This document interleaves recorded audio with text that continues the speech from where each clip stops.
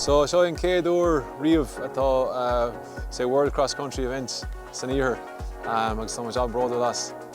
So ba caiid an iontach ard agan inniu agus tá snú le rás iontach.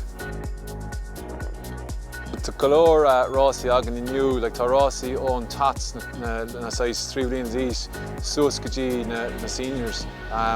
Agus seo an chéad uair like bhín an caiid an ard gach bliain ach im líon am dheall ar an World Cross teidir an World Cross by an caiid an ard agus by seniors an bhag and like seniors idirnáisiúnta agus tá snú leis an rá sin.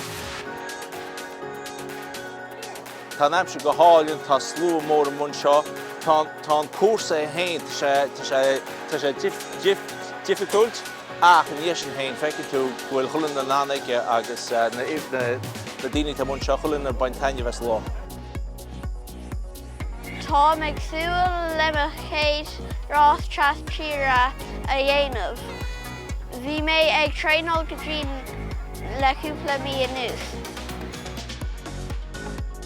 So we're here at Galway race course. It was super cool to race on the race course. I'm usually just watching, I suppose, like at the races, but yeah, no, it was a brilliant race and there were a few hay bales in it, which was unexpected.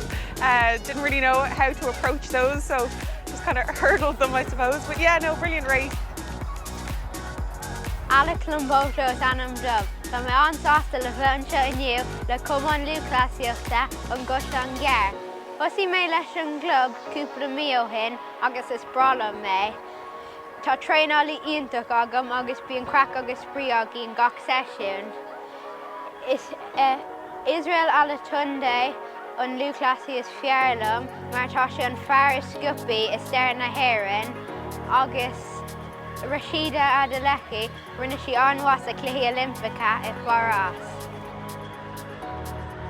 Tá seo an céad rás sin séisiún trastíre agus tá gach an awesome pobl tar éis chocolate céile chun an ócáid seo a Kirk an Key.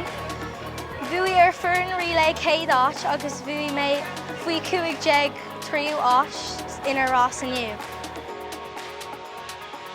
Tugann sé go leor daoine isteach le chéile gasú agus seachaní agus feicinn tú seo chuil díálaín ócáid mar seo an go leor pleanáil agus tún se tríal gan na gasú agus daoine fásta thola maith agus písbeag sprí agus bhfuil sé chuhfuil an aclaíocht faoi trastíre chuidín sé le go leor cinál spórt na bach is spórt professionality freisin.